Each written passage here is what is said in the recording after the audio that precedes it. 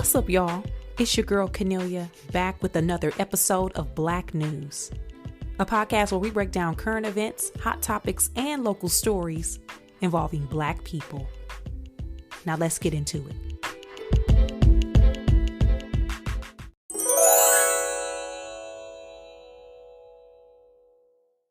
Y'all, I met John B. I met John B. Now I know what you're thinking. Okay? I know what you're thinking. You're probably thinking John B. isn't a black man. Okay? I know you probably thinking that. However, John B. is John B. And John B. sing R&B. And if we talking about some R&B music and just the spirit of singing them black songs, we will not be overlooking John B. I met John B. So, and sorry, it's gonna be a noisy one too. The background is noisy, stuff going on, people barking, it's a whole thing, okay? But the point, if you know me and you have known me in the 1990s, specifically between 1997 and I would say around 2002, you would know that John B was probably one of my favorite R&B singers. Y'all know I love me some R&B dudes.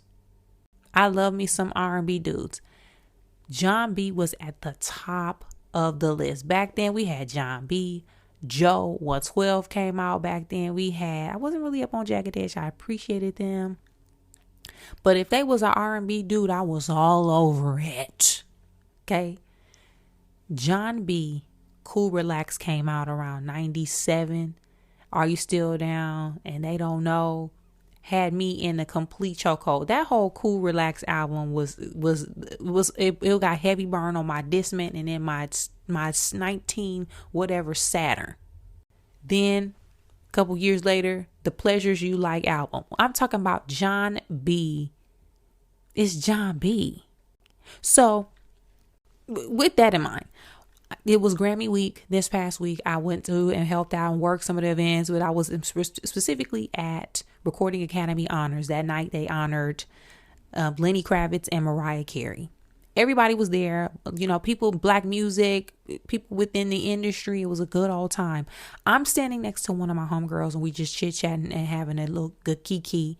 And she looks over and she says, "Oh shoot, that's John B." Now, I have wanted and waited 25-ish years to be around John B. I don't know what I was going to say or do, but back in 1997, I said, one day I'm going to meet John B. So when she said, "Oh shoot, that's John B," I said, "John B? John B? Okay, John B. Jonathan B. That John B? John Bartholomew, I know that ain't his last name, but Jonathan B. That one, are you still down? They don't know John B?" She points, I see John Mother effing B. She makes a beeline over to John B. I'm still standing there because I don't really have it like I used to. Back in the day, I can roll up on anybody and just start talking. Now I'm a little more reserved. I understand that people need their personal space. Sometimes people don't necessarily like that. However, I do want to make sure people know that I appreciate their work and I'm one of their biggest fans. Okay. So I made my way over to Jonathan B. And I said, "John B, I'm so happy to meet you. I have been a big fan since 1997. I had your Cool Relax CD in my first car in high school. I went to see you perform at the IMA Sports Arena in Flint, Michigan in 1998, and Destiny's Child was the opener." I hit him with all the facts, okay? He said, "You know what? I really appreciate that. Thank you so much. That's so nice of you to say thank you so much. I really appreciate it. Yeah, that's what's up." I said, "John B, can I have a picture?" He said, "Of course, absolutely." And that's how he talked. He talked like an R&B dude.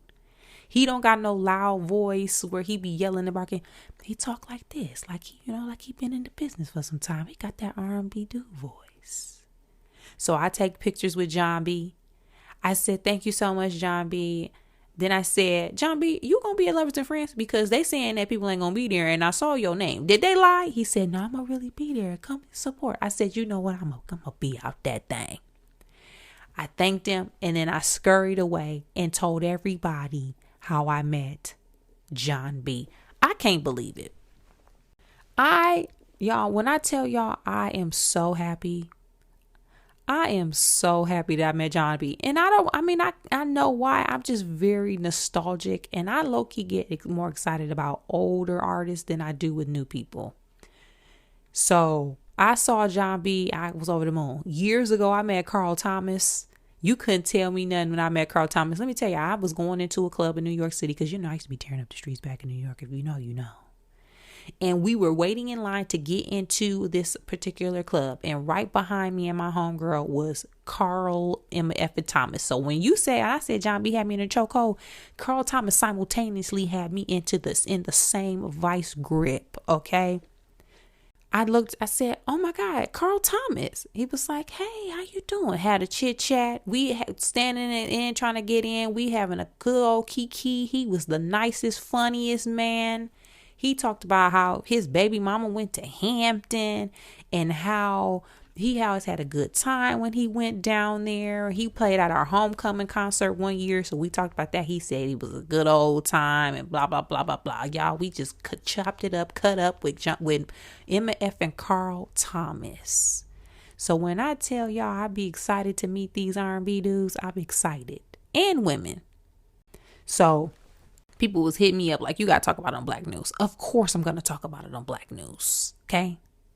And with that said again, who else next on the list? Joe Thomas, you next up, boo. Where you at, Joe? Case, where you at? Jodeci C. I'm at 112. I still got that signed 112 CD when they used to come to Hampton all the time. But they can next. And I'm not talking about 56. Okay, the two of them. I mean all four 112. The complete box set of 112. Anywho, I needed to share that. Let me know if you loved John B as much as I did. And if not, who is on your R&B list of must or need to meet people? Hit me up and let me know your thoughts. You can find me at Canelia on social media. Now, real quick, speaking of Blue-Eyed Soul, Travis Kelce, and I know what you're thinking. I'm just addressing this because of the context surrounding this situation is part of Black News, okay? I know what you're thinking. Travis Kelce, is it Kelce or Kelsey? Who knows? Kelce. Super Bowl's coming up. Usher, our dog Usher performing. Whether you got a team in the Super Bowl or not, whether you still boycott mad at Colin Kaepernick for getting blackballed, all this other stuff, we're going to watch Usher, okay? And he announced his tour today. So we're going to watch the Super Bowl. Tickets go on sale on Friday. I'm getting mine. If you're coming, you're coming. If you ain't, you're going to be left out. But he getting ready for the Super Bowl, doing press.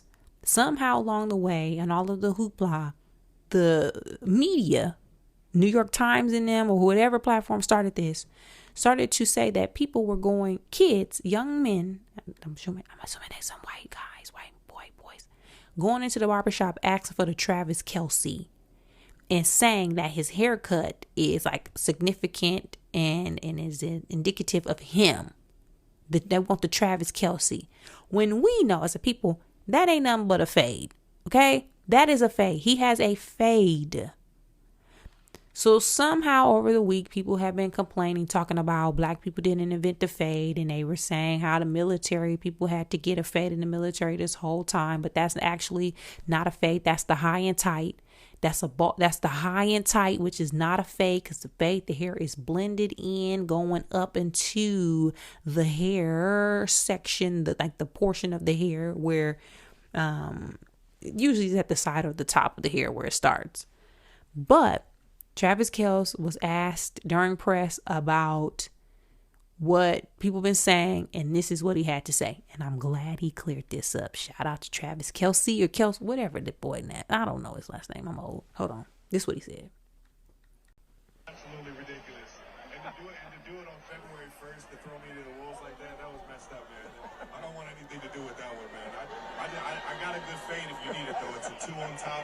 nice high to mid fade with a taper in the back.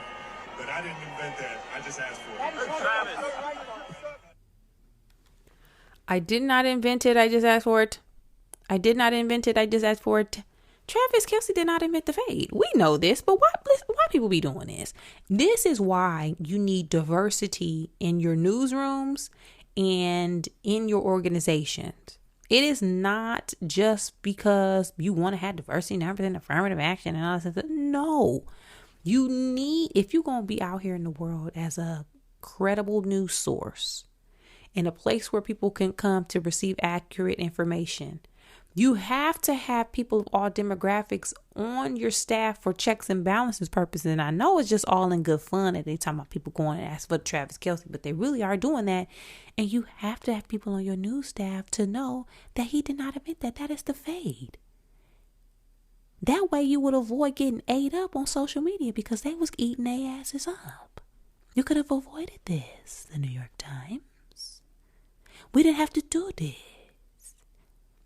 These boys going into the barbershop, they pointing to the number 2 or 3 to 4 to 5 on the barbershop haircut chart that's still on the wall. They saying, I want that. That is what they want. It's not called the Travis Kelce. It's a fade.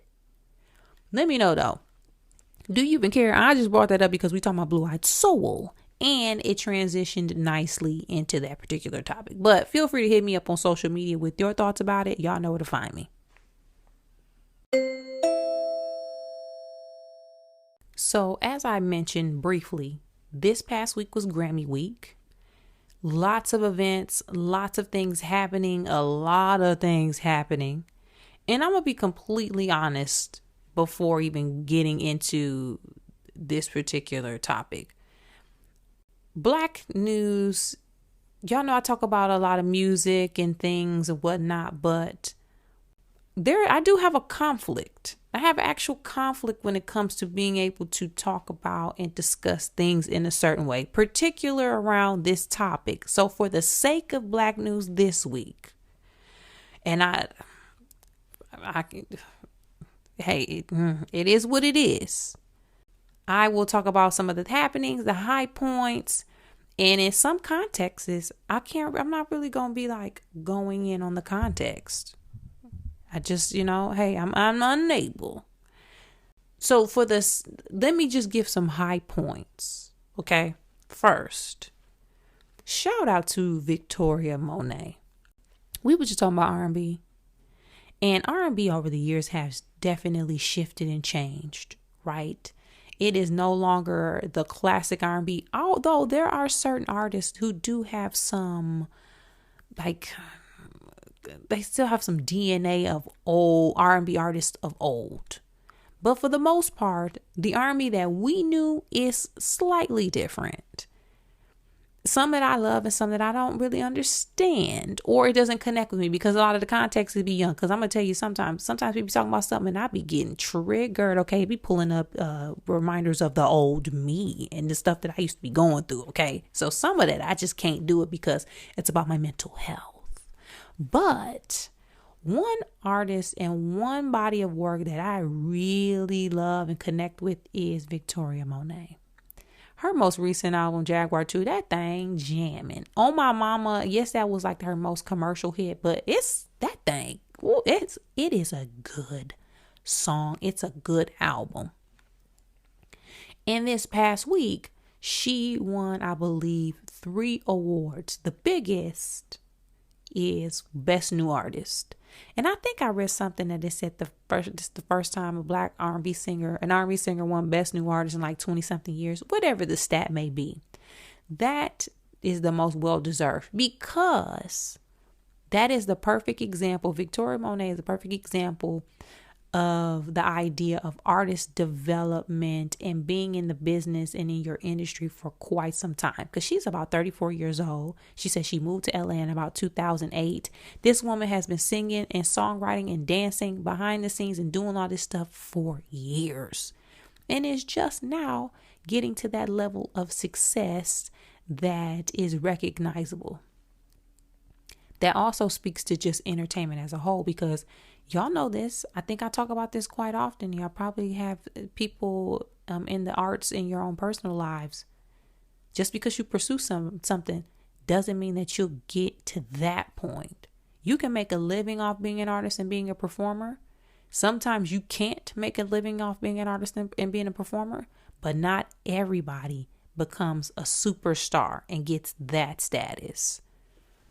So seeing it happen for somebody, it is really great to experience that as a consumer and as a fan, because again, when you know, and everybody can't make it. Everybody don't make it, and it's a hard roll. So I'm really happy for her. She brought her daughter onto the red carpet. Child, that little girl so cute, but she was not having it. She was mean mugging everybody, which was hilarious. Because maybe y'all are aware of this. It was a dang monsoon in LA that weekend. It was raining harder than I have experienced being outside. When it's raining, I'm gonna stay indoors. It was pouring down raining. People were literally walking into that show looking like wet dogs. Okay. So I'm sure her daughter was uncomfortable. It was cold, all of that, but she looked adorable, and she was there dressed in a similar color, this gold bronze color as her mommy. And it just seemed like it was an overall good night for that family. So shout out to her. Another thing, Killer Mike won 3 Grammys for his rap album, Michael. Now, I haven't listened to it. Y'all know I think I'm a rap head, but I somehow forgot or didn't just slipped under the radar that he had an album out. But Killer Mike won Best Rap Album. He won Best Rap Song. And he also won Best Rap Performance. That man is in his 40s. Y'all know they talk about how rap ain't for old people and it's a young person sport. I don't think so. We're starting to see otherwise, and we're starting to see the longevity of the genre because rap is so new. We really don't know what the potential is or how far it could go. We're actually experiencing it in real time. As where rock, people can be in rock and country and they can be, older and nobody really bats an eye. But we're seeing it in real time in an example with Killer Mike. So congrats to him. Also, there was the song he won for, I think Andre 3000 was on there. And it wasn't for the flute. He was rapping his ass off. So I'm going to listen to the full album, just so I can be a part of the number when people are having a discussion about it. But simultaneously, Killer Mike got put in handcuffs at the award show, and we're still trying to figure out, as far as the public, what happened and why that is. Now, I feel like one of the most notable things that happened was Jay-Z accepted an award. He received the Global Impact Award. And he walked on stage with Blue Ivy. Y'all, Blue Ivy is just becoming a beautiful young woman, ain't she? Blue Ivy, and at first I feel like Blue Ivy was just 2 years old. Remember, she was like 2. She went from 2 years old to on tour to now this tall and beautiful young woman who looks like her mother and father blended into one. I mean, she is just growing up right before our eyes. And I sound like and feel like an old ass woman saying that, but she really is it's just really lovely to see. And stuff like that really makes me happy because that's a hell of a legacy and a hell of a life. And I'm just excited about the possibilities for her because she can literally do anything that she wants. Blue Ivy can literally decide what she wants to do. She can go on the business side of music. She can stay out of music completely, go into TV and film. Hell, Blue Ivy can decide she ain't want none of this and become a doctor or a lawyer. Literally, we just waiting to see what happens. But before even going into the rest of that, she's just such a beautiful young woman, right? 12 years old, just so cute. But her father, with her on stage, received and accepted the award and gave an elaborate speech that addressed many things. He talked about, he mentioned how his wife was the most awarded but never won album of the year. He talked about how in the past the rap members of the rap community boycotted the first award show when DJ Jazzy Jeff and the Fresh Prince won. Then he talked about when DMX wasn't nominated, they boycotted and still watched. But the moral of the story is to keep showing up regardless of what the award is or what the accolade. Keep showing up until they call you genius, until they call you great, until you the chairman, and so on. Keep showing up. But that conversation has sparked many other conversations, whether it's about self-worth, award shows, Black people, and so on.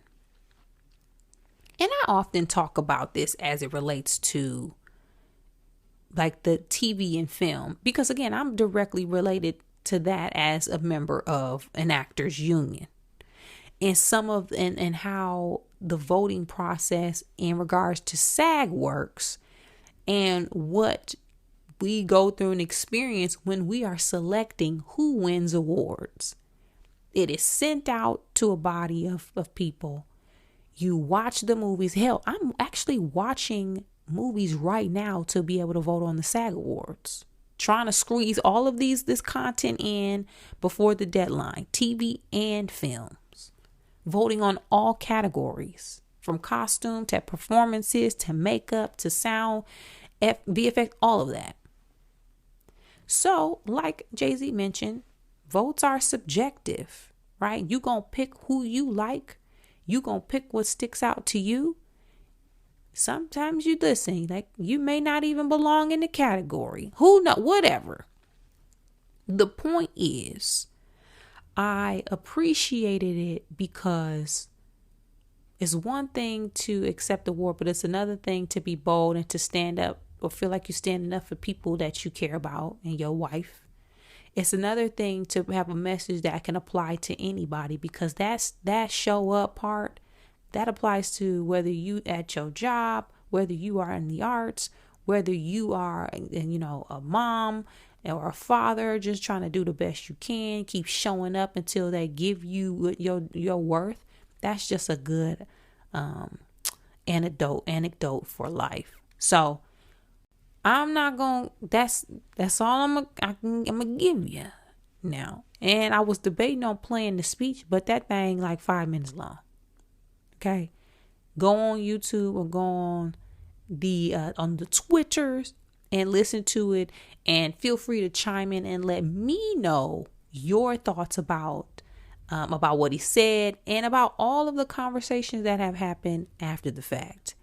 Let me know. You can find me on social media at Kennelia.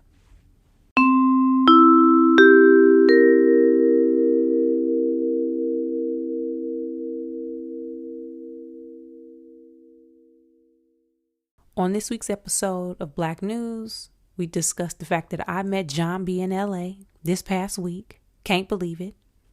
We also talked about Victoria Monet and her wonderful music and the awards that she received this past week, as well as Killer Mike making waves in the rap categories. And also the fact that people tried to say that Travis Kelce invented the fade. Hit me up and let me know your thoughts about all of these topics, some or none, and I'll check back with you guys next time.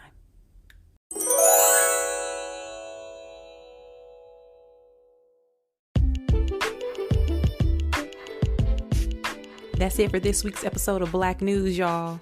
Thanks again for supporting the podcast by sharing, liking, subscribing, and rating 5 stars on your favorite podcast app.